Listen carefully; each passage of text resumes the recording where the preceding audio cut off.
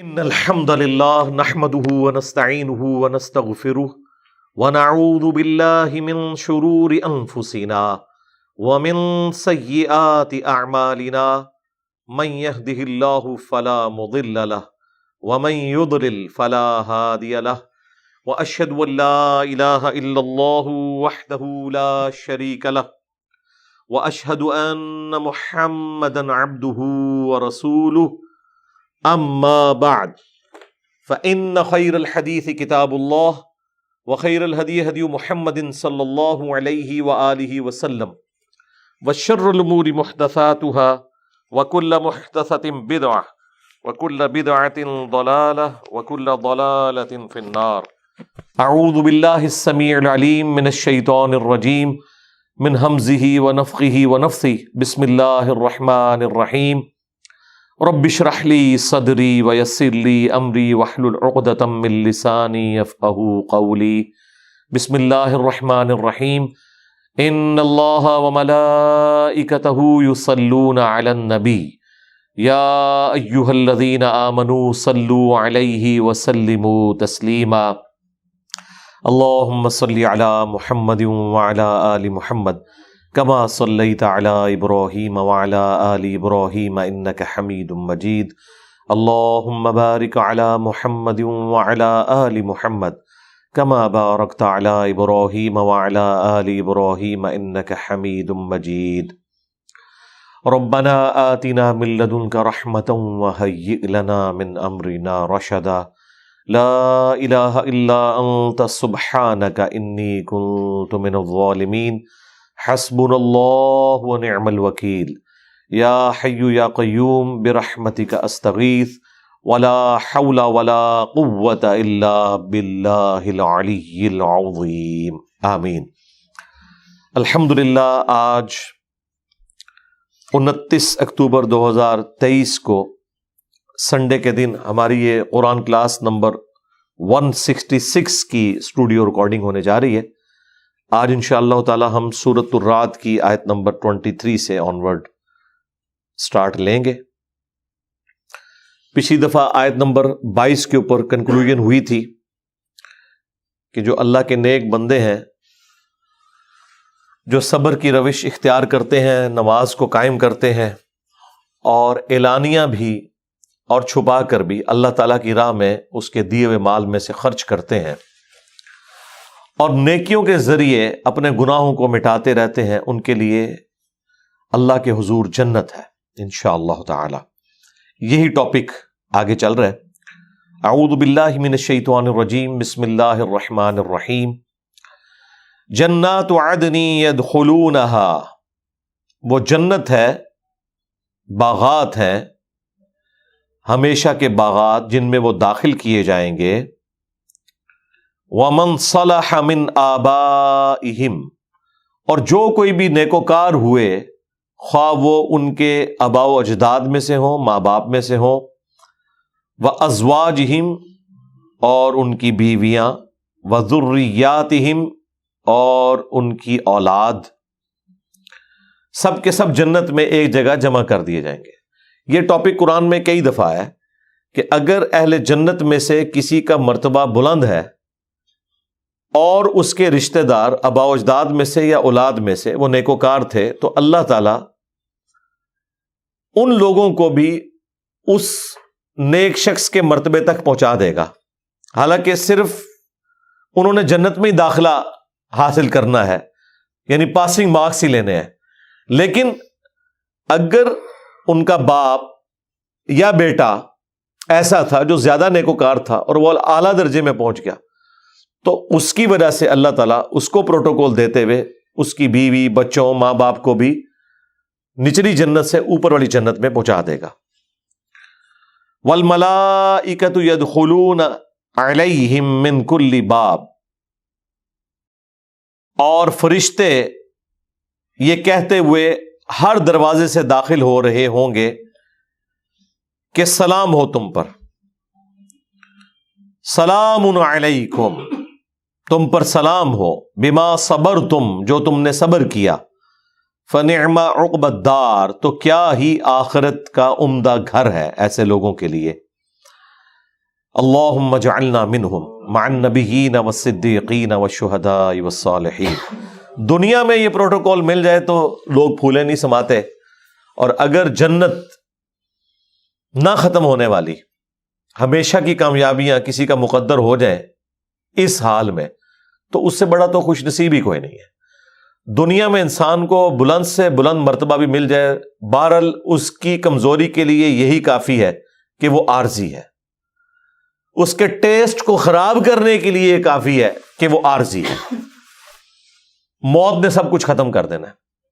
آخرت میں چھوٹی سے چھوٹی نعمت بھی دنیا کی بڑی سے بڑی نعمت سے بڑی ہے، کیونکہ وہ ہمیشہ رہنے والی ہے، اس کو خاتمہ نہیں ہے۔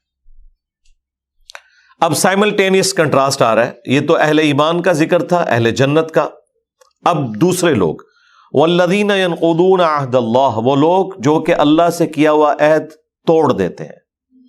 ایک تو وہ بڑا عہد ہر انسان نے کیا ہے، اس کی روح نے، الست بربکم قالوا بلا، کیا میں تمہارا رب نہیں ہوں؟ تو روحوں نے کہا تھا، ہماری انسٹنکٹ کے اندر توحید موجود ہے، ہم نے خدا کو مانا ہوا ہے، لیکن بعد میں دنیا میں آ کر کوئی شخص خدا کو رسپانس نہیں کرتا تو یہ اس کا اپنا جرم ہے۔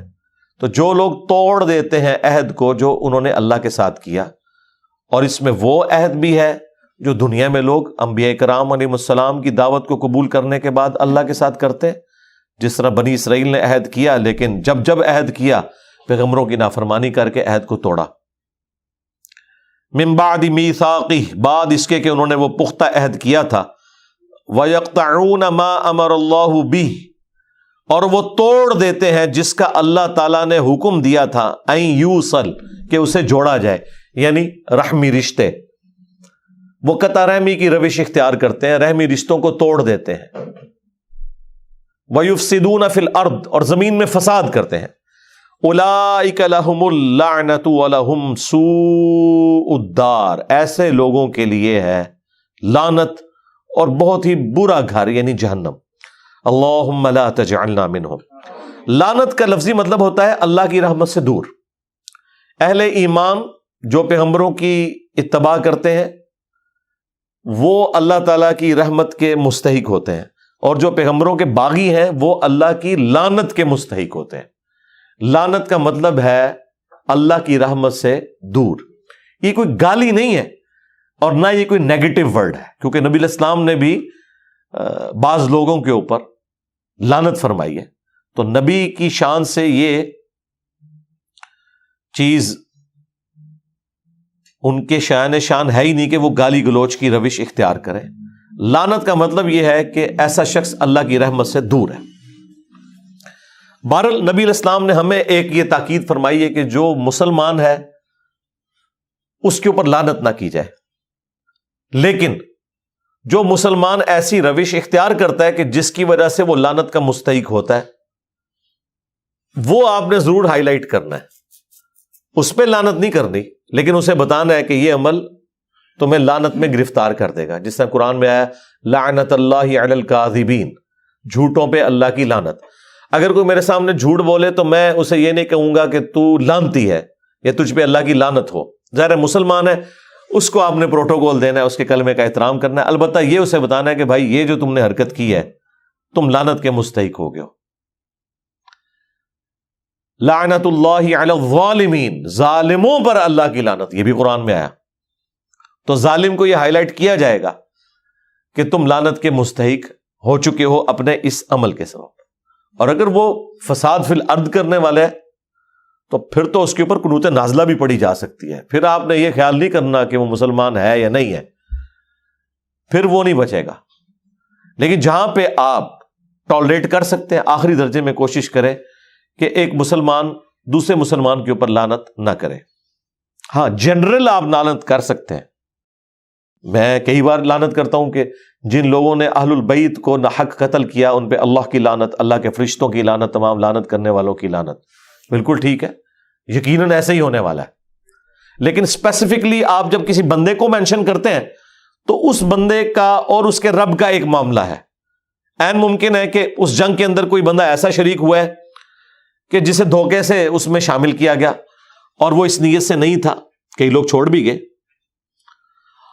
تو یہ معاملہ اللہ کے سپرد کریں. جنرل آپ کہہ سکتے ہیں کہ اہل بیت کے دشمنوں پہ اللہ کی لعنت، صحابہ کرام کے دشمنوں پہ اللہ کی لعنت، انبیاء کرام کے دشمنوں پہ اللہ کی لعنت. جنرل آپ ضرور بات کریں. اللہ یبسط الرزق لمن یشاء ویقدر. اللہ تعالیٰ جس کے لیے چاہتا ہے رزق کشادہ کر دیتا ہے، جس کے لیے چاہتا ہے تنگ کر دیتا ہے. لیکن یہ نہ سمجھیے گا کہ کوئی شخص کہے کہ میں نے اب کوشش بھی نہیں کرنی، جتنا میرا مقدر ہے وہ مجھے ملے گا. اس چیز کی نبی علیہ السلام نے کبھی ترغیب نہیں دلائی. کوشش بہرحال آپ نے کرنی ہے. وَفَرِحُوا بِالْحَيَاةِ الدُّنْيَا، اور یہ دنیا کی زندگی پہ ہی خوش ہو گئے ہیں.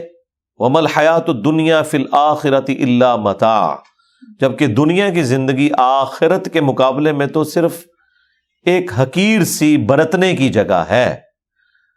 یعنی اس کا سٹیٹس آپ اسی طرح سمجھ لیں کہ جس طرح ٹوائلٹ میں مجبوری انسان کو جانا پڑتا ہے نا، کوئی ٹوائلٹ کو اپنا پرماننٹ گھر نہیں بناتا، یہ مجبوری ہے. ہماری زندگی کی اس کشتی نے اس دنیا کے پانی پہ ہی چلنا ہے. لیکن اگر آپ اس پانی کو کشتی کے اندر داخل کر دیں گے پھر آپ کی کشتی ڈوب گئی. تو دنیا میں ہی رہنا ہے، رہبانیت نہیں اختیار کرنی، لیکن اس دنیا کو اپنے اوپر ایسا غالب نہیں کرنا کہ اللہ تعالی کو آپ پس پش ڈال دیں، اس کی تعلیمات کو پس پش ڈال دیں. وَيَقُولُ الَّذِينَ كَفَرُوا لَوْلَا أُنزِلَ عَلَيْهِ آيَةٌ مِّن رَبِّهِ، اور یہ کافر کہتے ہیں کہ اس نبی صلی اللہ علیہ وآلہ وسلم پر ان کے رب کی طرف سے کوئی معجزہ، کوئی آیا، کوئی نشانی کیوں نہیں نازل کی گئی. قُلْ إِنَّ اللَّهَ يَضِلُّ مَن يَشَاءُ. اب دیکھیں سوال یہ ہو رہا ہے اور جواب کیا ہو رہا ہے. جواب تو یہ ہونا چاہیے تھا کہ انتظار کرو فلاں تاریخ کو فلاں معجزہ آ جائے گا. جواب یہ بھی ہونا چاہیے تھا کہ اللہ تعالیٰ جب چاہے گا نشانی کو ظاہر فرما دے گا، نبی کا کوئی اختیار نہیں. اور اس طرح کا جواب قرآن میں کئی جگہ آیا بھی. ٹھیک ہے، اب کوئی یہ اللہ تعالیٰ کا کلپ چھوٹا سا کاٹ لے اور کہہ کے دیکھیں بات کیا ہو رہی ہے، جواب کیا دیا جا رہا ہے. بھائی قرآن کو پوری ٹوٹیلٹی میں دیکھنا ہے. یہ سارے جواب جو آپ کہہ رہے ہیں نا وہ آلریڈی اللہ نے دیے ہوئے ہیں. جب گمراہی اپنے پیک کو پہنچتی ہے پھر اس طریقے سے بھی جواب دیا جاتا ہے جو یہاں پہ دیا جا رہا ہے. وہ سارے جواب آپ نے جمع کرنے ہیں. اور یہاں اس سے مراد وہ معجزات ہیں جو کافر ڈیمانڈ کرتے تھے کہ جب تک آپ یہ والا معجزہ نہیں نہ کرتے ہم آپ پہ ایمان نہیں لائیں گے. مثلا آپ آسمان پہ چڑھ کے بتائیں، جو سورہ بنی اسرائیل میں 9 معجزات آئے ہیں. ہمارے سامنے ایک کتاب لے کے اترے، ہم اسے چھو بھی لیں. آپ کے لیے باغ ہو جس میں آپ نگاہ دیکھ کے جو ہے وہ نہریں رواں کر دیں. آپ کا سونے کا گھر ہونا چاہیے، یعنی اوپر دیکھیں تو سونا، نیچے دیکھیں تو سونا. نبی علیہ السلام کے بارے میں کافر ڈیمانڈ کر رہے ہیں. اللہ نے کہا کہ ان سے فرما دو میں تو نبی ہوں، میرا کام تو صرف ڈر سنانا ہے. معجزات تو اللہ تعالیٰ کے پاس ہے، وہ جب چاہے گا ظاہر کر دے گا. لیکن یہاں پہ یہ جواب نہیں آیا. یہاں پہ جواب یہ آیا قُلْ إِنَّ اللَّهَ يَضِلُّ مَن يَشَاءُ. اے نبی ان سے فرما دو کہ اللہ تعالیٰ جسے چاہتا ہے گمراہ کر دیتا ہے. مراد یہ کہ تمہیں ہر طرح سے سمجھا لیا، اب آخری جواب سن لو کہ تمہاری قسمت میں اب یہ گمراہی مقدر ہو چکی ہے. چونکہ تم نے حق بات قبول نہیں کی تو اللہ تعالیٰ جسے چاہتا ہے اسے گمراہ کر دیتا ہے. اور ایک ترجمہ یہ ہے کہ اللہ تعالیٰ گمراہ کر دیتا ہے جو چاہتا ہے کہ گمراہ ہو. یہ ترجمہ بھی درست ہے. وَيَهْدِي إِلَيْهِ مَنْ أَنَابَ، اور اللہ تعالیٰ ہدایت دے دیتا ہے اسے جو اللہ کی طرف رجوع لانے والا ہے. اب یہ جو دوسرا پورشن ہے نا، اس نے چیز واضح کر دی کہ جو اس کے پہلے پورشن میں نے دوسرے والا ترجمہ کیا ہے نا وہ اس میں فٹ ان بیٹھتا ہے. کیونکہ دیکھیں جب یہ بات آ رہی ہے کہ اللہ تعالیٰ ہدایت اسے دیتا ہے کہ جو اللہ کی طرف رجوع لائے، تو اس کو وائس ورسا کیا کریں گے کہ اللہ تعالیٰ گمراہ اسے کرتا ہے جو خود گمراہ ہونا چاہے. یہاں پہ فٹ ان بیٹھ رہی ہے. اور جو اللہ کی طرف رجوع لانے والے ہیں ان کی نشانی ساتھ ہی بتا دی. الذین آمنوا، وہ لوگ جو کہ ایمان لے آتے ہیں. وتطمئن قلوبہم بذکر اللہ، اور پھر ان کی حالت یہ ہوتی ہے کہ ان کے دلوں کو سکون اللہ کی یاد ہی میں آتا ہے. الا بذکر اللہ تطمئن القلوب، آگاہ ہو جاؤ اللہ کے ذکر ہی میں دلوں کا سکون ہے. یہ سورۃ الرعد کی آیت نمبر 28 کا وہ پورشن ہے جو ہم نے اپنے دونوں اذکار کارڈ، صبح شام کے اذکار کارڈ اور فرض نماز کے بعد اذکار کارڈ کے اوپر یہ آیت ٹاپ کے اوپر لکھی ہوئی ہے. آگاہ ہو جاؤ، کان کھول کر سن لو کہ اللہ کی یاد میں، اللہ کے ذکر میں ہی دلوں کا سکون ہے. اب یہ آیت ایسی ہے کہ اگلا پورا درس اور کئی ایک لیکچر صرف اس ایک آیت کے اوپر ہو سکتے ہیں اگر کراس ریفرنس میں ہم آیات اور احادیث کو کنسیڈر کریں.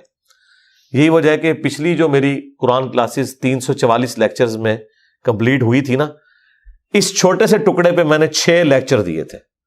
اللہ بذکر اللہ تطمئن القلوب، 6 لیکچر. مسئلہ نمبر 111 ABC، پھر 112 ABC، اور تینوں لیکچر جو ہے وہ 1 گھنٹے سے زیادہ ہیں، 6 کے 6 لیکچر.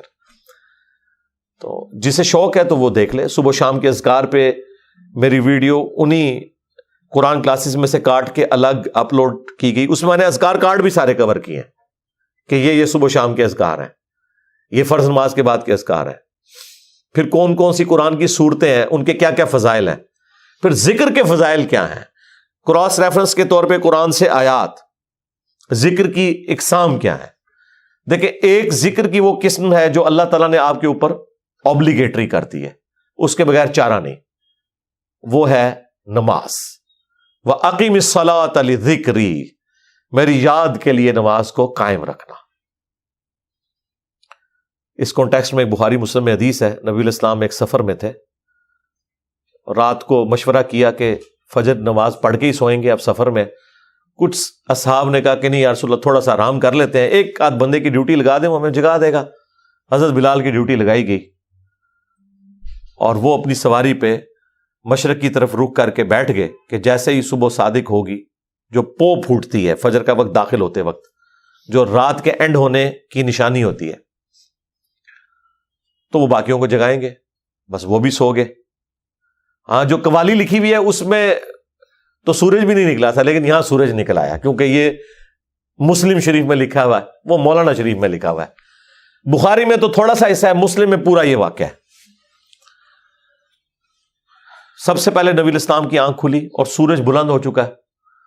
آپ علیہ السلام نے کہا سب سے پہلے تو یہاں سے اٹھو نا، اس علاقے میں شیطان کا غلبہ ہے جس کی وجہ سے یہ سب کچھ ہوا، آگے چل کے پڑاؤ کرتے ہیں. آگے جا کے پڑاؤ کیا. نبی الاسلام نے اپنے مؤذن کو بلا کے پوچھا کہ بھئی تیری ڈیوٹی لگائی تھی. آگے دیکھیں اس نے اسٹریٹ فارورڈ جواب دیا، کوئی گستاخی نہیں. اس نے کہا یا رسول اللہ، جس طرح آپ کو نیند آ گئی مجھے بھی آ گئی.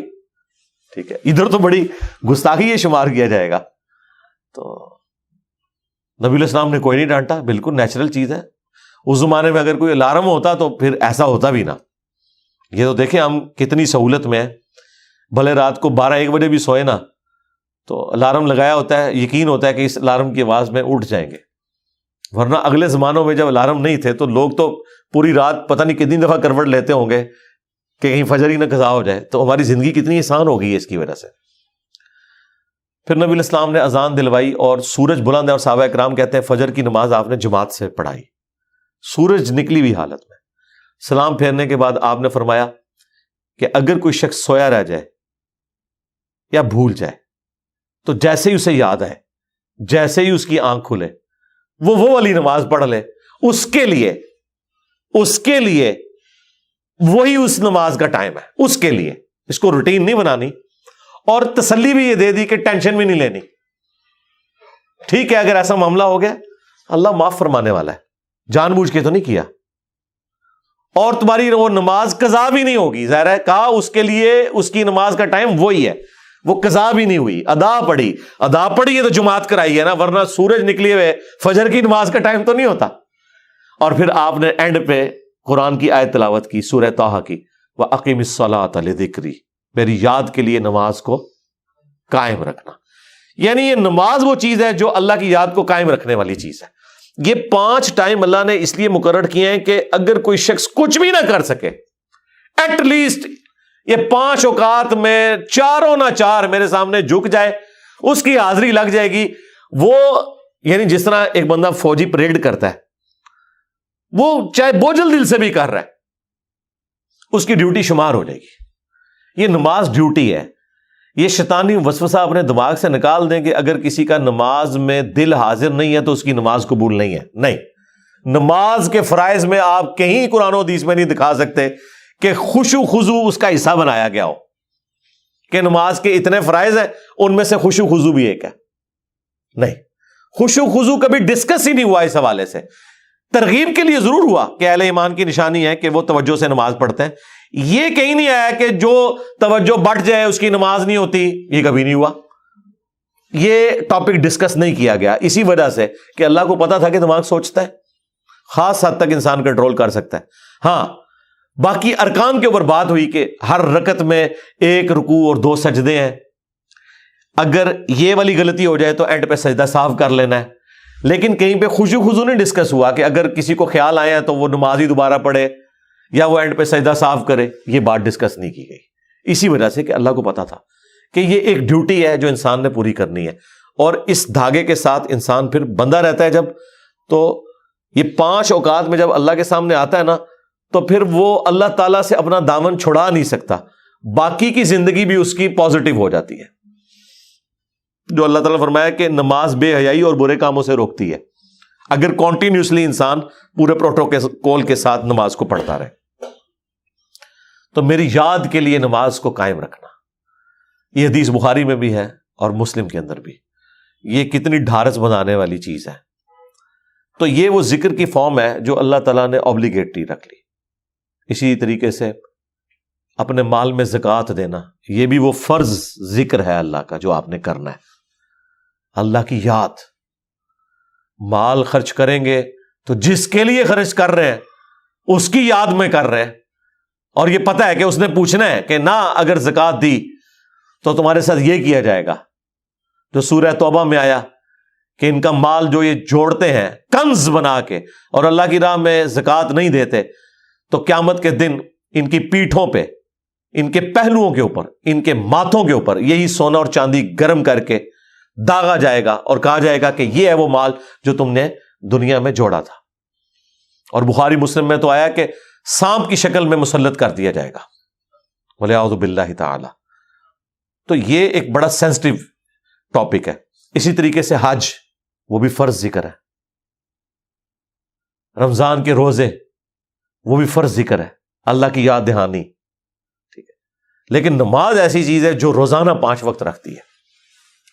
یعنی کوئی کتنا بھی گیا گزرا ہے، کچھ بھی نہیں کرتا، کم از کم 5 وقت اللہ کے سامنے جھکے.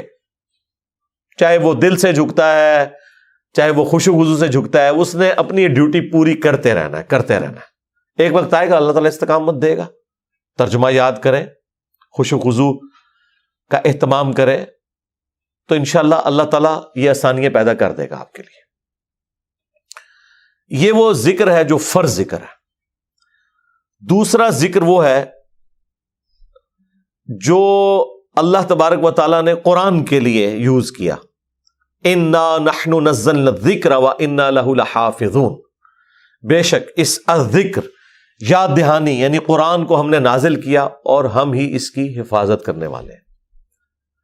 تو قرآن بھی اللہ کا ذکر ہے، اللہ کو یاد دلانے والی چیز ہے، یعنی جو چیز آپ کو اللہ تعالیٰ کی یاد دلا دے، اسی لیے اسے کہا گیا الذکر. اب قرآن کی اہمیت پہ بولا جائے، وہ تو پچھلے دنوں جو سویڈن میں گستاخی ہوئی اس پہ میں نے تفصیل سے صرف قرآن کے اوپر ہی سارا کچھ ڈسکشن کی ہے. پھر ہماری یہ جو نئی والی قرآن کلاسز ہیں، اس کے پہلے 6 لیکچرز جو ہیں وہ قرآن سے ہی ریلیٹڈ ہے. 40 علمی پوائنٹ میں نے ڈسکس کیے تھے، جسے شوق ہے وہ دیکھ لیں. تیسرا جو ذکر ہے جی، وہ ہے الذین یذکرون اللہ قیاما وقعودا وعلی جنوبہم. اہل ایمان کی نشانی ہے کہ وہ خواہ کھڑے ہوئے ہوں، خواہ بیٹھے ہوئے ہوں، خواہ وہ اپنی کروٹوں پر لیٹ رہے ہوں، ہر حال میں اللہ کو یاد رکھتے ہیں. حتیٰ کہ دیکھیں اما عائشہ سے پوچھا گیا جنابت کے کانٹیکسٹ میں، صحیح مسلم میں حدیث ہے کہ کیا اس حالت میں بھی نبی علیہ السلام اللہ کو یاد کرتے تھے؟ تو انہوں نے کہا کہ اللہ کے نبی ہر حال میں اللہ کو یاد کیا کرتے تھے، خواہ وہ جنبی بھی ہوں. جنبی بندہ صرف قرآن کی تلاوت نہیں کر سکتا، نماز نہیں پڑھ سکتا، باقی ہر ذکر کر سکتا ہے، صبح شام کے اذکار، باقی چیزیں. اس میں تو کوئی پروٹوکول بھی نہیں ہے. یہ غسل وضو، کپڑے پاک ہونا، جگہ پاک ہونا، یہ صرف نماز کا پروٹوکول ہے. جو عام اذکار ہیں ان کا کوئی پروٹوکول نہیں ہے، وہ آپ جس مرضی حالت میں کریں. یہ لوگ کہتے ہیں جی آیت کریمہ بڑا گرم ہے جی، بغیر وضو کے نہیں کرنا چاہیے جی، خوشبو لگا لینی چاہیے. اور بھائی جس نے کیا تھا اس نے تو مچھلی کے پیٹ میں کیا تھا، سب سے زیادہ تعفن والی جگہ یونس علیہ السلام. کوئی گرم ذکر نہیں ہے بھائی.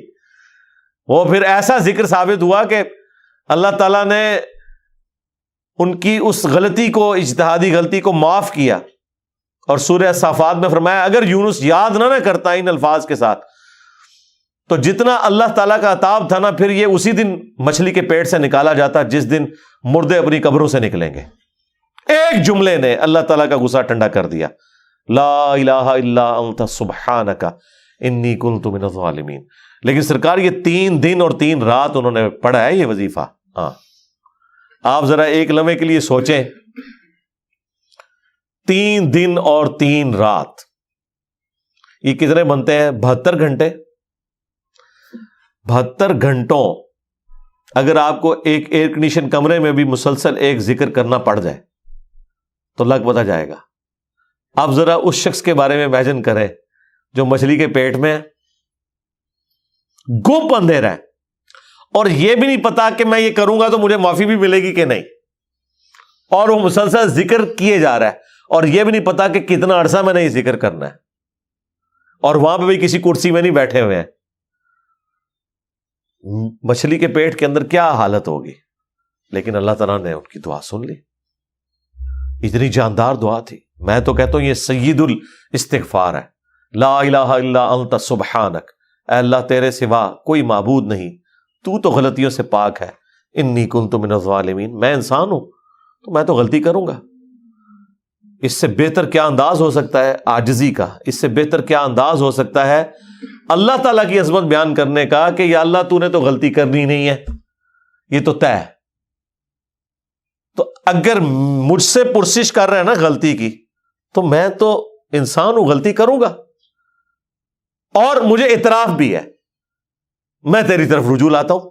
اللہ تعالیٰ نے معاف کر دیا. جامعہ ترمذی میں یہاں تک حدیث ہے کہ جو بھی یونس کی دعا کے ذریعے اللہ کی طرف متوجہ ہو، اللہ تعالیٰ اسے کبھی محروم نہیں لوٹاتا. اور یہ حصہ قرآن میں بھی ہے، وَكَذَلِكَ نُنْجِي الْمُؤْمِنِينَ، ہم مومنین کو بھی اسی طریقے سے نجات دیں گے. جب یہ دعا آئی نا سورہ الانبیاء میں، تو ساتھ یہ بھی ذکر آیا کہ انبیاء کی جو یہ دعائیں ہیں، خصوصاً یہ والی دعا یونس علیہ السلام کی، کوئی مومن بھی مانگے گا ہم اسے بھی نجات دیں گے. تو یہ جو دعائیں ہیں صبح و شام کے اذکار ہیں، جس کے اوپر میں نے پورا بلیو کارڈ لکھ دیا، اور فرض نماز کے بعد اذکار ہیں، گرین کارڈ لکھ دیا. یہ فرض نماز کے بعد اذکار، یہ صبح و شام کے اذکار. تو ان اذکار میں وہ ساری دعائیں ہیں جو نبی علیہ السلام نے کی ہیں. یہ ہماری ویب سائٹ سے بھی ڈاؤن لوڈ کر سکتے ہیں آپ، اس کی ایپ بھی بنی ہوئی ہے، PDF فارم میں بھی ہے. تو یہ اذکار کریں، صبح و شام کی دعائیں، اذکار، مختلف اوقات کی دعائیں، ٹوائلٹ میں جاتے وقت کی دعا، باہر نکلنے کی دعا، صبح اٹھتے وقت کی دعا، اور رات کو سونے سے پہلے دعائیں. یہ مختلف اوقات کی جو دعائیں ہیں، یہ وہ ساری دعائیں ہیں جو آپ نے اٹھتے بیٹھتے چلتے پھرتے کرنی ہے. درود شریف بھی، درود شریف اللہ کی عبادت ہے کیونکہ یہ دعا ہے، اور دعا جتنی بھی ہیں وہ اللہ سے کی جاتی ہیں، اور ہر دعا عبادت ہے. الدعاء هو العبادہ، یہ حدیث ہے سنن نسائی کے اندر، ترمذی کے اندر. اور نبی علیہ السلام نے حدیث کے اوپر اکتفا نہیں کیا، اس کے بعد آپ نے آیت پڑھی، ادعونی استجب لکم، اے میرے بندو مجھ سے مانگو میں تمہاری دعا کو قبول کروں گا. ان الذین یستکبرون عن عبادتی، بے شک جو لوگ میری عبادت سے تکبر کریں گے، یعنی مجھ سے دعا کرنے میں کنجوسی اختیار کریں گے، میں انہیں ذلیل و خوار کر کے جہنم میں داخل کروں گا. وَلِعَاذُ بِاللَّهِ تعالی. حضور نے سورۃ المؤمن کی آیت نمبر 60 پڑھی، اسے سورہ غافر بھی کہتے ہیں، اس بات کے ثبوت میں کہ دعا کرنا عبادت ہے. تو جتنی دعائیں ہیں یہ عبادت ہے، اور یہ اللہ تعالیٰ کا وہ ذکر ہے، خواہ وہ درود شریف ہو، خواہ صبح شام کے اذکار ہوں، یا مختلف اوقات کی دعائیں ہوں، یہ اللہ تعالیٰ کے وہ ذکر کی شکلیں ہیں جس کا کوئی پروٹوکول نہیں. کوئی جنبی ہے کوئی بے وضو ہے، کپڑے بھی ناپاک ہیں، جس جگہ پہ ہیں وہ جگہ بھی ناپاک ہے، کوئی فرق نہیں پڑتا اس سے، یہ ذکر آپ کر سکتے ہیں۔ مولا علی کا قول ہے جامعہ ترمذی میں سنن نبی داؤد کے اندر کہ نبی علیہ السلام کو حالت جنابت کے علاوہ کوئی اور حالت قرآن پڑھنے سے مانے نہیں ہوتی تھی، یعنی قرآن آپ نہیں پڑھ سکتے جنبی ہو، بغیر وضو کے قرآن بھی پڑھا جا سکتا ہے لیکن جنبی شخص نہیں پڑھ سکتا۔ لیکن جو اذکار ہے نا، وہ اٹھتے بیٹھتے چلتے پھرتے، بھائی اما عائشہ سلام اللہ علیہا اس سے زیادہ کیا بات کرتی؟ جب جنابت کے کانٹیکسٹ میں ان سے پوچھا گیا تو انہوں نے کہا اللہ کے نبی تو ہر حال میں اللہ کو یاد کرتے تھے، خواہ وہ جنبی ہو یا نہ ہو، اور غسل جنابت فوراً کرنا کوئی ضروری بھی نہیں ہوتا، اللہ تعالیٰ نے چھوٹ دی ہوئی ہے، بس نماز قضا نہ ہو۔ نبی علیہ السلام کبھی غسل جنابت رات کو کر لیتے تھے اور کبھی آخری پہر اٹھ کے کرتے تھے، تو غسل جنابت ڈیلے بھی کوئی شخص کر سکتا ہے۔ فجر پڑھ کے اگر کسی کے اوپر غسل فرض ہو گیا تو وہ زور سے پہلے کسی بھی وقت غسل کر کے زور کی نماز، بس وہ قضا نہیں ہونی چاہیے۔ تو اس دوران بھی اللہ کو تو آپ نے یاد کرنا ہے، ایون ٹوائلٹ میں غسل کرنے جب جانا ہے تو اللہ ہی کو یاد کر کے جانا ہے نا، اللہم انی اعوذ بک من الخبث والخبائث، جو بخاری میں دعا ہے، اے اللہ میں شریر جنوں اور جنیوں سے تیری پناہ میں آتا ہوں، یہ دعا جو آپ مانگ کے ٹوائلٹ میں جاتے ہیں تو جنبی شخص نے بھی یہی دعا مانگ کے جانی ہے نا۔ باقی بھی جو مختلف اذکار ہیں وہ آپ نے لازمی کرنے ہیں، اس میں کوئی سستی والا پہلو نہیں ہونا چاہیے۔ ہاں قرآن پاک سے متعلق جو چیزیں وہ آپ نہ کریں۔ تو یہ ذکر کی 3 اقسام، نمبر 1 فَأَقِمِ الصَّلَاةَ لِذِكْرِي، میری یاد کے لیے نماز کو قائم رکھنا، اور جتنے بھی فرائض ہیں، خواہ وہ حج کی شکل میں ہو، زکوٰۃ کی شکل میں ہو، رمضان کے روزے ہوں، وہ سب کے سب اللہ کا ذکر ہے۔ رزق حلال کمانا بھی، یہ بھی اللہ کا ذکر ہے۔ اللہ کے نیک بندوں کے واقعات جو قرآن و سنت میں رپورٹ ہوئے انہیں بیان کرنا بھی اللہ کا ذکر ہے۔ انبیاء کرام کے واقعات کو بیان کرنا بھی اللہ کا ذکر ہے۔ تو سب سے بڑا ذکر نماز، اس کے بعد قرآن تو بلکہ اپنے سٹیٹس میں دیکھا جائے تو وہ سب سے بڑا اللہ کا ذکر ہے، اللہ کی یاد دہانی والی چیز۔ لہذا قرآن کی تلاوت، قرآن کے احکامات کی پیروی کرنا، یہ سب کچھ اللہ کا ذکر ہے۔ اور تیسرے نمبر کے اوپر صبح و شام کے اذکار، مختلف اوقات کی دعائیں، درود شریف، یہ بھی اللہ تعالیٰ کا ذکر ہے۔ تو یہ 3 ہی اقسام ہے ذکر کی جن کے اوپر ہمیشگی انسان کو کرنی چاہیے، اور کچھ چیزیں تو اللہ تعالیٰ نے فرض کے طور پہ کر دی ہیں، جیسے نماز ہے اور باقی فرائض ہیں، اس کے بغیر آپ کا چھٹکارا نہیں ہے۔ بخاری اور مسلم دونوں میں حدیث ہے کہ اللہ کا ذکر کرنے والا زندہ کی مثل ہے اور ذکر نہ کرنے والا مردہ کی مثل ہے، یعنی وہ زندہ لاش ہے جو اللہ کا ذکر نہیں کرتا۔ جامعہ ترمذی میں حدیث ہے، ایک صحابی حاضر ہوئے، یا رسول اللہ مجھے کوئی ایسی نصیحت کریں کہ اس کے بعد مجھے کسی چیز کی ضرورت نہ رہے۔ نبی علیہ السلام نے کہا کہ تیری زبان ہر وقت اللہ کے ذکر سے تر رہے، بس یہ نصیحت، یعنی صرف نماز کی حد تک نہیں، عام حالت میں بھی۔ اچھا، ذکر کے لیے زبان ہلانا بھی ضروری نہیں ہے، دل میں بھی ذکر ہو سکتا ہے۔ اللہ کو یاد کرنا بھی ذکر ہے، غور و تفکر کرنا بھی ذکر ہے۔ اصل چیز ہے گاڈ اورینٹڈ ہونا۔ بخاری مسلم میں حدیث ہے، جب تم نماز پڑھ کے اسی جگہ پہ بیٹھے رہتے ہو نا جہاں پہ نماز پڑھی تھی، اسی مصلی کے اوپر، جب تک وضو نہیں ٹوٹتا نا، کچھ ذکر نہ بھی کرو، تب بھی فرشتے دعائے رحمت تمہارے لیے کرتے رہتے ہیں۔ حتیٰ کہ بخاری مسلم میں آیا کہ جو شخص نماز کے انتظار میں ہے نا، اللہ تعالیٰ اسے بھی نماز کے اندر ہی شمار کر لیتا ہے۔ دیکھیں اللہ تعالیٰ کی رحمت ہے، یعنی یہ تو ایک نہ ختم ہونے والا سلسلہ ہے۔ بخاری مسلم دونوں میں حدیث ہے، میں اپنے بندے کے گمان کے قریب ہوں جیسا کہ میرے بارے میں گمان کرے۔ جب وہ مجھے دل میں یاد کرتا ہے میں اسے دل میں یاد کرتا ہوں، جب وہ مجھے کسی مجلس میں یاد کرتا ہے نا تو میں اس سے بہتر مجلس میں اسے یاد کرتا ہوں، جب وہ میری طرف ایک بالش بڑھتا ہے میں اس کی طرف ایک ہاتھ بڑھتا ہوں، جب وہ میری طرف چل کے آتا ہے میں اس کی طرف دوڑ کر آتا ہوں۔ تو یہ حدیث قدسی ہے بخاری مسلم دونوں میں، اور اسپیسیفکلی یہ قرآن حکیم کی درس و تدریس کے حوالے سے ذکر ہوا تھا کہ ایسی مجلس میں فرشتے حاضر ہوتے ہیں اور جب اللہ کے پاس جاتے ہیں، حالانکہ اللہ جانتا ہے، پھر بھی پوچھتا ہے کہ میرے بندوں کے پاس گئے تھے، کس حالت میں پایا؟ وہ بتاتے ہیں یہ حالت تھی۔ پھر اللہ تعالیٰ پوچھتا ہے مجھ سے کیا مانگ رہے تھے؟ فرشتے بتاتے ہیں کہ بندے جنت مانگ رہے تھے۔ اللہ تعالیٰ پوچھتا ہے کیا جنت دیکھی انہوں نے؟ کہتے ہیں نہیں، اگر دیکھ لیتے تو اس سے بھی زیادہ مانگتے۔ اور کیا کہتے تھے؟ جہنم سے آزادی مانگ رہے تھے۔ کیا جہنم دیکھی میرے بندوں نے؟ نہیں، اگر دیکھ لیتے اس سے بھی زیادہ شد و مت سے مانگتے۔ اللہ تعالیٰ فرماتا ہے تم گواہ ہو جو میں نے سب کو معاف کر دیا۔ اچھا، وہ فرشتے کہتے ہیں یا اللہ ایک بندہ ایسا تھا جو ویسے ہی وہاں پہ آ گیا تھا، اس کی نیت نہیں تھی لیکن وہ ان کی مجلس میں بیٹھا تھا۔ اللہ تعالیٰ فرماتا ہے کہ یہ لوگ ہی ایسے ہیں کہ جو ان کی مجلس میں بھی بیٹھ جائے نا، ان کو بھی میں نے بخش دیا۔ وہ جو کہہ رہے ہوتے ہیں نا غوث پاک کے درس میں بھی اگر کوئی بیٹھ گیا، کہانیوں میں نہیں میرے بھائی، درس قرآن میں، وہ چاہے غوث پاک دے رہے ہو یا کوئی انجینئر پاک دے رہے ہو یا کوئی ڈاکٹر پاک دے رہے ہو، اگر اخلاص کے ساتھ کوئی اللہ کا ذکر کر رہا ہے، خالص توحید بتا رہا ہے، قرآن و سنت کی تعلیمات بتا رہا ہے، اس کی مجلس میں بیٹھنے والے کے لیے جنت کا راستہ آسان ہو جائے گا۔ وہ تو حدیث ہے صحیح مسلم کے اندر کہ جو علم کے راستے پہ چلتا ہے اللہ تعالیٰ جنت کا راستہ اس کے لیے آسان کر دیتا ہے۔ یہ تو بالکل اسٹیبلش چیز ہے۔ تو یہ ذکر ایسا معاملہ ہے کہ کوئی دل میں بھی یاد کرتا ہے نا، اللہ اس کو پھر دل میں یاد کرتا ہے۔ فَاذْكُرُونِي أَذْكُرْكُمْ، یہ تو قرآن میں سورۃ البقرہ میں ہے، اے میرے بندے مجھے یاد کر، میں تیرا ذکر کروں گا اور اس سے بہتر مجلس میں کروں گا، فرشتوں کی مجلس میں کروں گا۔ اور انسان کی کتنی خوش نصیبی ہے کہ انسان اللہ کو یاد کرے، اللہ تعالیٰ اس کے رسپانس میں اسے یاد کرتا ہے۔ انسان کا اللہ کو یاد کرنا یہ چھوٹی چیز ہے، اللہ کا اپنے بندے کو یاد کرنا یہ بڑی چیز ہے۔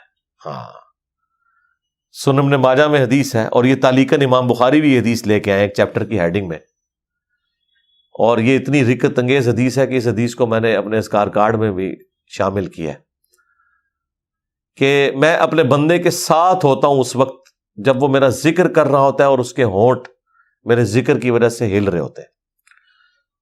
زبان سے ذکر کرنا یہ سب سے افضل ذکر ہے، کیونکہ اس میں آپ کی زبان، اعضاء، دل، دماغ سب کچھ شامل ہو جاتا ہے۔ دل میں بھی ذکر کرنے کا ثواب ہے لیکن زبان سے کرنا افضل ہے۔ اسی لیے آپ دیکھیں جو آبلیگیٹری چیزیں ہیں وہ اللہ تعالیٰ نے زبان کے ساتھ جوڑ دی ہیں، یعنی نماز آپ دل میں نہیں پڑھ سکتے، زبان سے پڑھنی ہے، اور کم از کم اتنی آواز سے کہ وہ خود آپ محسوس کر رہے ہو۔ محسوس سے مراد یہ نہیں ہے کہ 10 نمازی دیر تک سن رہے ہیں، نہیں، محسوس سے مراد ہے کہ آپ کو فیل ہو رہا ہے کہ آپ وہ اپنی زبان سے پڑھ رہے ہیں۔ اس طریقے سے جانور قربان کرنا ہے تو تکبیر اتنی آواز سے کہنی ہے کہ آپ کے کان خود سن رہے ہو۔ جو آبلیگیٹری چیزیں ہیں وہ اللہ تعالیٰ نے زبان کے ساتھ جوڑی ہوئی ہیں۔ زبان کا ذکر بہرحال دل کے ذکر سے افضل ہے۔ باقی ریاکاری والا جو ایشو ہے وہ ہر شخص کا ایک پرسنل معاملہ ہے، کسی کے اوپر ہم فتویٰ نہیں لگاتے، لیکن جو اللہ تعالیٰ نے آبلیگیٹری نمازیں رکھ دی ہیں وہ تو اتنی اعلانیہ رکھی ہوئی ہیں کہ خود بخود ریاکاری کا چانس ہے، تو وہ ریاکاری نہیں ہے۔ بعض اوقات شیطان کسی کو وسوسہ دلاتا ہے میں جماعت سے نماز پڑھوں گا یا مسجد میں زیادہ دیر بیٹھوں گا تو باقی لوگ کہیں گے کہ جی یہ لوگ بڑا نیک ہو گیا ہے، تو اس سے میرے دل میں تکبر آ جائے گا۔ یہ شیطانی وسوسہ ہوتا ہے نا، اس طرح نہیں سوچنا کبھی بھی۔ آپ نے خالص رہنا ہے۔ صحیح مسلم میں حدیث ہے، صحابہ کرام نے کہا یا رسول اللہ بعض اوقات ہم نیکی کا کوئی کام کرتے ہیں حالانکہ پوری نیک نیتی سے کر رہے ہوتے ہیں، یہ نیت نہیں ہوتی کہ لوگ ہماری تعریف کریں، لیکن پھر بھی لوگ تعریف کر دیتے ہیں اور وہ ہمیں اچھی بھی لگتی ہے، ظاہر تعریف کسے بری لگتی ہے، تو کیا یہ ریاکاری ہے؟ آپ نے فرمایا نہیں، یہ ریاکاری نہیں ہے، بلکہ یہ دنیا میں اللہ تعالیٰ کا انعام ہے اپنے بندے کے لیے کہ کسی بندے کی تعریف کوئی کرتے۔ لیکن دوسری طرف نبی علیہ السلام نے اس بندے کے لیے یہ کہا ہے کہ کسی کے منہ پہ ایسی تعریف نہیں کرنی ہے کہ وہ تکبر کے اندر مبتلا ہو جائے۔ جس کی ہو رہی ہے اس نے خواہش کا اظہار نہیں کرنا کہ لوگ میری تعریف کریں۔ تو یہ باریک سے فرق ہوتے ہیں جس کی وجہ سے بعض اوقات شیطان، میں نے کئی لوگوں کو سنا ہے کہ جی ہم نے داڑھی رکھ لی تو پھر لوگ مسائل پوچھیں گے، لوگ ہمیں نیکوکار کہیں گے، اس لیے جی ہم داڑھی نہیں رکھ رہے۔ پھر وہ قرآن و حدیث سے سب سے بڑی دلیل دینا شروع کر دیتے ہیں، جی ڈاکٹر اقبال کی بھی داڑھی نہیں تھی۔ قرآن و حدیث ان کے نزدیک یہ ہے کہ ڈاکٹر اقبال کی داڑھی نہیں تھی، اور پوری زندگی ڈاکٹر اقبال کو یاد کرتے کرتے مر جاتے ہیں۔ اللہ کے نبی علیہ السلام کو پس پش ڈال دیتے ہیں۔ کئی لوگ ہیں وہ کہتے ہیں کہ جی وہ جی ہاں نبی علیہ السلام خواب میں زیارت کروا کے خود منو ایک بار بھی کہہ دینا میں داڑھی رکھ لینی ہے، تو میں ان کو کہتا ہوں وہ 1400 سال پہلے کہہ کے گئے نے بھائی، اور اس سے بھی بڑھ کر اللہ قرآن میں کہہ گیا سورہ النساء کی آیت نمبر 119 کہ یہ شیطان کا راستہ ہے، کہ شیطان کہے گا، اس نے یہ وعدہ کیا تھا اپنے رب کے ساتھ وَلَآمُرَنَّهُمْ فَلَيُغَيِّرُنَّ خَلْقَ اللَّهِ، اے اللہ میں تیری مخلوق کو ابھاروں گا کہ وہ تیری بنائی ہوئی تخلیق کو بدل دیں گے۔ تو یہ تخلیق اللہ نے دی تھی مرد کے لیے۔ اتنی داڑھی رکھنا کہ جسے عرف عام میں داڑھی کہا جائے، یہ مرد کے لیے اوبلیگیٹری ہے۔ تو ہر بندے نے کوئی نہ کوئی اپنے لیے لیم ایکسکیوز رکھا ہوا ہوتا ہے۔ تو میں ان کو بھی کہتا ہوں بھائی 1400 سال پہلے حکم ہو چکا ہے بھائی، اب کس حکم کا آپ انتظار کر رہے ہیں؟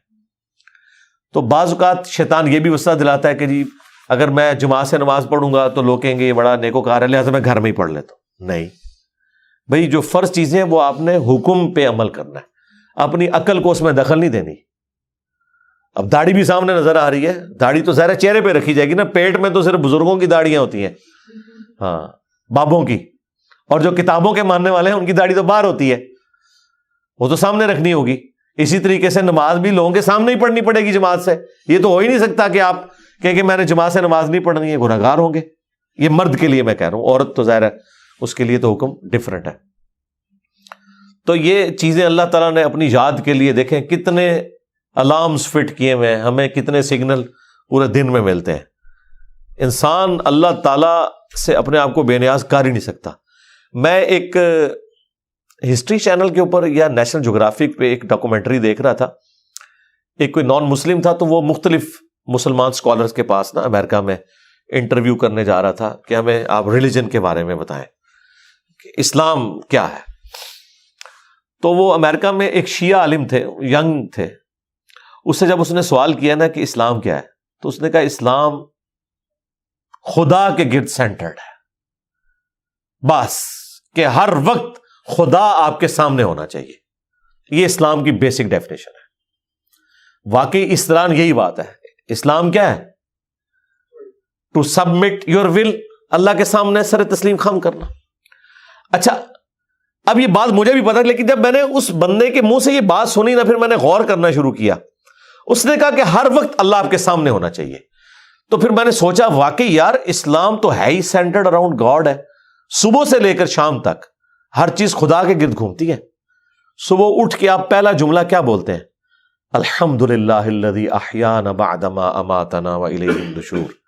تمام تعریفیں اس اللہ کے لیے ہیں جس نے مرنے کے بعد مجھے دوبارہ سے زندہ کر لیا، اور میں نے لوٹ کے اسی کی طرف جانا ہے۔ آخرت کا ذکر بھی ساتھ ہی ہے۔ یہ تلوار جو ہے نا یہ ہر وقت لٹکی رہے گی۔ آپ دیکھیں دنیا میں جتنی دعائیں ہو رہی ہوتی ہیں نا، آخرت کا، موت کا ذکر ساتھ پیرلل میں آ رہا ہوتا ہے کہ تیاری سٹارٹ ہی صبح کیا ہو رہا ہے، اے اللہ موت کے بعد زندگی دی ہے، اور پھر میں نے مر کے تیرے پاس ہی آنا ہے جو آخری موت ہے، جس کے بعد میں نے اٹھنا بھی کوئی نہیں، پھر قیامت میں ہی اٹھنا ہے۔ یہ سٹارٹ ہو رہا ہے۔ نماز پڑھیں گے، وہ تو ذکر کی اعلیٰ ترین چیز، واقعی میں صلاۃ لذکری، میری یاد کے لیے نماز کو قائم رکھنا، اور نماز کے بعد بھی اذکار، نماز کے اندر بھی اذکار، مسجد میں جانے کی دعا، وہ بھی گاڈ اورینٹڈ، مسجد سے نکلنے کی دعا، ٹوائلٹ گئے ہیں تو اس میں جانے کی دعا، اس سے نکلنے کی دعا، پھر گھر سے نکلے ہیں پھر اللہ کو یاد کر کے نکلے ہیں، جہاں جا رہے ہیں اپنا کوئی کام سٹارٹ کر رہے ہیں تو اللہ کے نام سے سٹارٹ کر رہے ہیں، اور ساتھ یہ ٹینشن لگی ہوئی ہے کہ فجر تو پڑھ لی ہے، اب زور کا وقت اتنے بجے ہے، اپنے آپ شیڈیول کو سیٹ کرتے ہیں تاکہ میں جماعت سے نماز پڑھ سکوں۔ تو بس جو یہ شیڈیول طے کر رہا ہے نا، وہ بھائی فجر سے لے کے زور تک نماز کی حالت میں ہے، کیونکہ وہ نماز کے انتظار میں بیٹھا ہے۔ نماز کے انتظار میں بیٹھنے کے لیے مسجد میں بیٹھنا ضروری نہیں ہے، کوئی اپنے آفس میں بھی بیٹھا ہے نا اس انتظار میں کہ میں نے نماز کے لیے جانا ہے، وہ نماز کے انتظار میں بیٹھا ہوا ہے، پھر نماز کا وقت آ جانا ہے، پھر بازار میں جانے کی دعا، سواری پہ بیٹھے ہیں تو اس پہ دعا، وہ ساری دعائیں ذرا آپ پڑھیں، کوئی بزرگ بابا آپ کو ان دعاؤں میں نظر نہیں آئے گا، خدا سے شروع ہو کے خدا پہ ختم ہوتی۔ یہ کائنات سینٹرڈ اراؤنڈ گاڈ ہے۔ ہماری زندگی کا مقصد خدا کی پہچان ہے، انبیاء کے دنیا میں آنے کا مقصد خدا کی پہچان ہے، ہر چیز خدا کے گرد گھومتی ہے۔ یہ اصل میں اللہ کو مطلوب انسان ہے جو سینٹرڈ اراؤنڈ گاڈ ہو۔ تو آپ اس کے ذرا ٹیسٹ کو فیل کریں۔ الذین آمنوا، جو لوگ ایمان لائے، وتطمئن قلوبہم بذکر اللہ، اور مطمئن ہوتے ہیں ان کے دل اللہ ہی کی یاد سے، الا بذکر اللہ تطمئن القلوب، آگاہ ہو جاؤ کہ دلوں کا سکون ہے ہی اللہ کی یاد میں ہے۔ یہ اللہ تعالیٰ نے سکون رکھے ہی اس کے اندر ہے۔ سکون سے مراد یہ نہیں ہے کہ دنیا میں آپ کو کوئی پریشانی نہیں آئے گی، اگر یہ مطلب ہو تو انبیاء کرام نے تو سب سے زیادہ بے سکونی دیکھی ہے۔ ہر آزمائش اللہ تعالیٰ نے ان کے اوپر ڈالی ہے اور وہ ثابت قدم رہے۔ مراد یہ کہ اگر کوئی آزمائش آئے گی تو وہ برداشت کرنا آسان ہو جائے گی۔ پھر دنیا حسنہ کیا ہے کہ دنیا میں اگر تکلیف بھی آئے تو صبر آ جائے گا کہ اللہ کی مرضی، انا للہ و انا الیہ راجعون۔ دیکھیں تکلیف میں بھی آپ کو یہ دعا سکھا دی گئی ہے، ادھر بھی موت ہے، اے اللہ ہم تیری طرف سے آئے تھے، ہم نے بھی تیرے پاس ہی آ جانا ہے واپس، تو یہ تکلیف جو آئی ہے نا یہ بھی تو ایک نہ ایک دن ختم ہو جانی ہے۔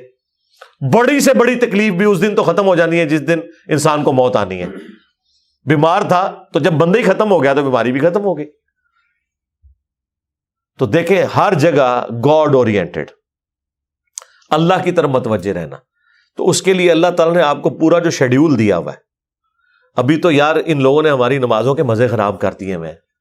کاش آپ کے اوپر وہ دریچہ کھل جائے جو ایک بند دریچہ ہے، وہ سال میں ایک دفعہ کھلتا ہے قیام اللیل کی شکل میں۔ لیکن اگر آپ امیجن کریں کہ دنیا میں جتنی بھی مساجد ہیں ان کے اندر جہری نمازوں میں قرآن الف لام میم سے شروع ہو کے یا سورہ فاتحہ سے شروع ہو کے والناس تک پورا سال چلے، ایک ایک رکوع، ایٹ لیسٹ ایک ایک رکوع، کتنا ٹائم لگ جائے گا؟ اگر یہ نماز 7 منٹ میں ختم کرتے ہیں وہ 20 منٹ میں ہو جائے گی یا 15 منٹ میں۔ ایک رکوع مغرب کے اندر پہلی رکعت میں، دوسرا رکوع مغرب کی دوسری رکعت میں، پھر عشاء کی رکعت میں اس سے اگلے والا رکوع، اور اس کی دوسری رکعت میں اس سے اگلا، اور اس طریقے سے فجر میں۔ یہ 6 رکعتیں جو ہیں آپ کی جہرن، 2 مغرب، 2 عشاء اور 2 فجر، ان میں قرآن پورے سرکل میں چلتا رہے۔ آپ کو عربی آتی ہے نہیں آتی اس سے کوئی فرق نہیں پڑتا، آپ کا اسمارٹ فون آپ کے ہاتھ میں ہو اور ترجمے والا قرآن آپ نے اس پہ کھولا ہوا ہو۔ میں نے تو اس کا ثبوت بھی دے دیا بخاری سے کہ ذکوان تابعی حضرت عائشہ کا غلام تھا جو انہیں قیام اللیل رمضان میں کروایا کرتا تھا، وہ حافظ نہیں تھا تو وہ مصحف ہاتھ میں پکڑتا تھا، اما عائشہ اس کے پیچھے رمضان کا قیام کرتی تھی۔ اس کا مطلب ہے سننے میں زیادہ آسانی اور مزہ آتا ہے بجائے خود پڑھنے کے۔ تو یہ حدیث امام بخاری نے ایک چیپٹر کی ہیڈنگ میں لی ہے اور اس کی پوری سند سنن الکبریٰ البیہقی اور مصنف ابن ابی شیبہ میں موجود ہے۔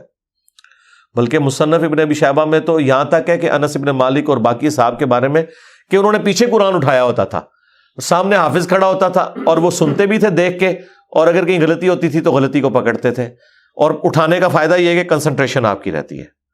انہوں نے کتنا ظلم کیا ہے کہ ہم سے قرآن چھین لیا۔ مغرب، عشاء اور فجر کی نمازیں واللہ اس لیے نہیں تھی کہ آپ نے صرف رکعتیں پوری کرنی ہے، یہ آپ کے اندر فیول ڈالنا تھا کہ جب آپ جہرن قرآن سنیں گے تو آپ کی پروگرامنگ ہوتی رہے گی۔ ہم کیا سنتے ہیں؟ وہی رٹی رٹائی آخری 10 صورتیں یا چند صورتوں کی آخری آیات، سورہ بقرہ کی آخری آیات، سورہ حشر کی آخری آیات، وہی جو مولویوں نے رٹی ہوئی ہیں۔ یار اگر حافظ قرآن نہیں بھی آپ کا امام مسجد، کوئی مسئلہ نہیں، وہ مصحف اٹھا کے پڑھ لے، کوئی مسئلہ نہیں، قرآن دیکھ کے تو پڑھنا اس کو آتا ہے نا، قاری ہے، مصحف اٹھا کے پڑھے۔ لیکن آپ ذرا امیجن کریں کہ آپ کی نماز کا لیول کیا ہوگا کہ آپ کو اگلی نماز کا انتظار رہے گا کہ بھائی، اور آپ یہ کوشش کریں گے کہ آپ کی نماز نہ چھوٹے، وہاں سے رکوع اگلا سٹارٹ۔ بلکہ میں تو کہتا ہوں گورنمنٹ لیول پہ یہ ہونا چاہیے کہ ایک اجتماعی نظم کوئی قائم کرے، اجتماعی نظم ہو پورے ملک میں، عید کی رات کو اگلا قرآن سٹارٹ ہو جائے، گورنمنٹ کی طرف سے شیڈیول ہو کہ بھائی اب یہ اگلا قرآن سٹارٹ ہو گیا، اتنے رکوع ہیں، 6 رکوع کور ہوتے ہیں نا، اگر آپ 6 جہرن رکھتے رہیں تو آلموسٹ کوئی 520 کے قریب رکوع بنتے ہیں۔ ان کو ڈیوائڈ کر لیں تو پورے ملک کے اندر ختم قرآن بھی ایک ہی دن ہو رہا ہو، شمسی اعتبار سے رکھ لیں، تاکہ کوئی شخص دوسرے شہر میں بھی چلا گیا ہے اسے یہ یقین ہو کہ ہاں جی میں فلاں مسجد میں جاؤں گا تو شیڈیول ایک ہی چل رہا ہے۔ یہ ہم نے دنیاوی کئی معاملات میں اپنے آپ کو مینج کیا ہوا ہے اس طریقے سے۔ دیکھ لیں KFC آپ امریکہ سے کھائیں، آپ سعودیہ سے کھائیں، آپ جیل میں بیٹھ کے کھائیں, آپ کی آنکھوں میں پٹی بندھی ہوئی ہو, آپ کھا کے بتا دیں گے کہ آپ KFC کا چکن کھا رہے ہیں, اس سے قطع نظر کہ آپ دنیا میں کہاں بیٹھے ہوئے ہیں. 66,000 آؤٹ لیٹس ہیں ان کی دنیا میں. یہ بھی پرانا فگر ہے, اب تو پتہ نہیں اس سے زیادہ ہی نہ ہوگی ہوں. ایک ذائقہ دیا نا پوری دنیا کے اندر انہوں نے. اس طرح کے کئی شیڈیول ہیں, اور اگر یہ تھوڑی سی ایفرٹ پٹ کر لی جائے تو سرکار آپ کو کوئی اپنے بچوں کو توحید سکھانے کی ضرورت نہیں ہے. توحید خود بخود وہ سیکھ جائیں گے. پورے دورہ قرآن بھی نہیں ہوگا, انہیں پتا چل جائے گا کہ سب کچھ فراڈ چل رہا ہے. قرآن تو کوئی اور ہی بات کرتا ہے. یہی وجہ ہے کہ جو غیر مسلم ملکوں میں لوگ جاتے ہیں نا, وہاں جب ان کا نان مسلم لوگوں سے واسطہ پڑتا ہے تو پھر ان کو بھی تھوڑی شرم آتی ہے کہ یار وہ جب پوچھتے ہیں ہاں جی اسلام کیا ہو, کہتے ہیں ہم تو پتہ ہی کچھ نہیں. پھر قرآن ترجمے سے پڑھتے ہیں تو آپ دیکھتے ہیں کہ یہاں داڑھی بھی نہیں ہوتی, وہاں سے داڑھی بھی رکھ کے آ جاتے ہیں, نماز بھی شروع کر دیتے ہیں, قرآن بھی پڑھ لیتے ہیں اور گمراہ بھی ہو جاتے ہیں. یعنی ادھر والوں کی نظر میں وہ کہتے ہیں یار یہ کیا کہانیاں تم لوگوں نے, دین قرآن میں تو یہ کچھ اور لکھا ہوا ہے. تو اگر یہ شیڈیول گورنمنٹ کر دے, یہ کوئی مشکل کام ہے مجھے بتائیں. چلے پردہ رکھنے کے لیے اگر کوئی جعلی حافظ بھی ہے, گورنمنٹ کہہ دے کہ ٹھیک ہے جی مصحف اٹھائیں, مصحف اٹھا کے پڑھیں, پردے کا پردہ رہ جائے گا. اگر کسی کو یہی ہے کہ میں تو حافظ بن کے یہاں بھرتی ہوا تھا, ہے کوئی نہیں تھا, کوئی مسئلہ نہیں ہے, مصحف اٹھا کے پڑھیں. پیچھے بھی لوگ ایئر فلائٹ موڈ میں دیکھیں اور ترجمے والا قرآن کھولیں. جب قرات ہو رہی ہوتی ہے اتنا آپ کو ٹائم مل جاتا ہے کہ آپ عربی اور نیچے ترجمہ بھی دیکھ سکتے ہیں. ویسے آپ اگر کوشش کریں نا کہ میں 6 رکوع روز کے ایک جگہ بیٹھ کے ترجمے سے پڑھوں, پھر پڑھ بیٹھے تو سی, کوئی نہ کوئی کام آپ کے آڑے آ جائے گا, کوئی نہ کوئی مصروفیت آڑے آ جائے گی. اسی لیے اللہ تعالیٰ نے اس کو نماز کا حصہ بنایا ہے. یہ لوگ پوچھتے ہیں کہ جی جہرن نمازیں کیوں ہیں, لو سن لو پھر اس واسطے کہ جہرن, کہ قرآن کے ذریعے پروگرامنگ آپ کی ہوتی رہے, آپ قرآن سنتے رہے. اور ابھی تو میں آپ کو یہ بتا ہی نہیں رہا کہ نبی علیہ السلام کی نماز کتنی لمبی ہوتی تھی. فجر کی ایٹ لیسٹ 40 منٹ کی آپ کی فجر کی نماز ہوتی تھی. جی ہاں, میں تو ایک ایک رکوع کی بات کر رہا ہوں, وہاں تو پاؤ یا آدھا پارا پڑھنے کی بات ہے یا پارا پڑھنے کی بات ہے. چلے وہ نہیں ہے, ایک رکوع بھی کسی کی ہدایت کے لیے کافی ہے بھائی. 6 رکوع تو کور ہو گئے نا. 6 رکوع کا مطلب ہے کہ ایک پاؤ سے زیادہ اس کا پارا ہو گیا. ہر 4 دن کے اندر ایک پارا ختم ہو جایا کرے گا, ہر 4 دن کے اندر ایک پارا. تو اس کا مطلب ہے کہ یہ ایک مہینے کے اندر آلموسٹ کتنے پارے ہو جائیں گے جی؟ 7 پارے. اور 4 مہینے کے اندر آلموسٹ آپ کا ایک قرآن مکمل ہو جایا کرے گا. تو 4 مہینے میں اگر قرآن مکمل ہو رہا ہے تو سال میں 3 قرآن تو ویسے ہی ختم ہو جائیں گے, چوتھا تراویح میں ہو جائے گا. 4 قرآن آپ کے. تو سرکار ایک سال نہیں, ایک دفعہ بھی قرآن سے کوئی گو تھرو ہو گیا. اور پھر اللہ نے کیا اس میں مزہ رکھا ہے کہ اتنی موٹی کتاب ہے کہ بوریت بھی نہیں ہوتی. آپ جتنا بھی پڑھ لینا, دوبارہ اس سورت تک پہنچنے کے لیے اتنا وقت گزر چکا ہوتا ہے کہ جب آپ وہ دوبارہ پڑھتے ہیں آپ کو بالکل نئی لگ رہی ہوتی ہے. اگر یہ چھوٹی سی کتاب ہوتی ہے تو 2-4 بار پڑھ کے کو بوریت والا معاملہ ہو جاتا. لیکن اللہ تعالیٰ نے یہ چیز بھی رکھی, اتنی موٹی کتاب, اور ایک ایک سورت میں ایسی ملٹی ڈائریکشنل چیزیں رکھ دی ہیں, واقعات علیحدہ سے رکھ دیے, حکمت کی باتیں الگ سے رکھ دی, آخرت کا ذکر علیحدہ سے رکھ دیا, ہر اعتبار سے اس میں ٹیسٹ رکھا. تو یہ قرآن ہماری زندگی میں آ سکتا تھا. اور یہ ویڈیو تو میں نے بہت پہلے ریکارڈ کی ہے کہ قرآن کو اپنی زندگی میں کیسے لایا جائے. میرے نزدیک تو اس کے علاوہ کوئی چارہ نہیں ہے. یاد رکھیں, جو چیز آپ اپنی روٹین میں لانا چاہتے ہیں نا, کہ آپ اسے روزانہ کریں, تو پھر آپ اسے زندگی کی اس چیز کے ساتھ جوڑ دیں جس کے اوپر آپ کی 0 ٹالرنس ہے, تو وہ آپ کی زندگی کا حصہ بن جائے گی. مثلاً بڑے لوگ پوچھتے ہیں جی بڑی کوشش کی تھی, 1 مہینے تک واک کرتے رہے فجر کے بعد, بس پھر بعد میں نہیں واک ہو سکی جی, ٹائم ہی نہیں ملتا. تو میں ان کو کہتا ہوں آپ اس کو اپنی روٹین میں جوڑیں. روٹین آپ کی کیا ہے؟ نماز مسجد میں جا کے پڑھتے ہو, ہاں جی, بس موٹر سائیکل نہیں اب لے کے جانا, پیدل جانا ہے مسجد میں. فجر کی نماز کے لیے بھی پیدل جانا ہے. اپنی روٹین میں آپ جانا ہی جانا ہے. اگر مسجد 15 منٹ کی مسافت کے اوپر ہے, چاہتے نہ چاہتے 15 منٹ کی آپ کی واک ہو جائے گی. اور اس کو آپ کو یاد کر کے نہیں کرنا پڑے گا, سوائے اس کے کہ آپ نے جانا ہے تو آپ نے پیدل جانا ہے. یا عشاء کے وقت آپ ٹائم رکھنا چاہتے ہیں تو اپنی واک کا ٹائم وہ رکھ لیں, اور 5 نمازیں پیدل جا کے پڑھیں. تو آپ ذرا کیلکولیٹ کریں, ہر نماز کے ساتھ جانے اور آنے میں آپ کی واک اٹیچ ہو جائے گی, کیونکہ آپ نے روٹین کا حصہ بنا لیا ہے. جو انسان کو اسپیشل کام کرنا پڑتا ہے نا, اس میں انسان کو تردد ہوتا ہے. لیکن جو انسان اپنی روٹین میں شامل کر لیتا ہے, بس یہ قرآن بھی میں کہتا ہوں آپ اپنی روٹین میں شامل کریں. اور اس کو شامل کرنے کا طریقہ یہی ہے کہ فرض نمازوں میں امام مسجد کی منت مارنی پڑے، کوئی مٹھی گرم کرنی پڑتی ہے اس کی، کرے اسے کہ بھائی یار چل کچھ نہیں تو فجر میں تو شروع کر یار، مغرب عشاء میں نہیں کر سکتا۔ میں آپ کو بتاؤں ہمارے اسلام آباد میں پنڈی میں ایک مسجد ہے، وہ روٹین کے ساتھ پچھلے کئی سالوں سے ان کی فجر کی نماز میں آلموسٹ 1 پاؤ قرآن کور کرتے ہیں، اور پورا سال ان کا قرآن چلتا رہتا ہے۔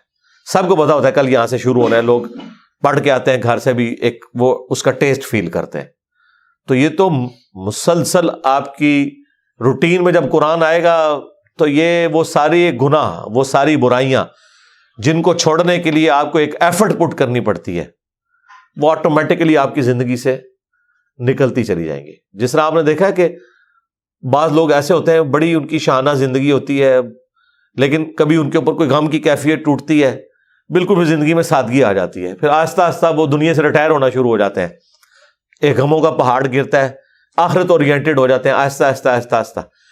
اگر آپ خدا کے ساتھ اٹیچ ہو جائیں گے، قرآن کے ساتھ اٹیچ ہو جائیں گے، تو ایٹ لیسٹ گناہ کا تو تصور بھی دور کی بات ہے، آپ اس طرف جانے کا سوچیں گے بھی نہیں، کیونکہ ہر وقت یہ آخرت کی یاد دلانے والی چیز آپ کے سر کے اوپر لٹکتی رہے گی۔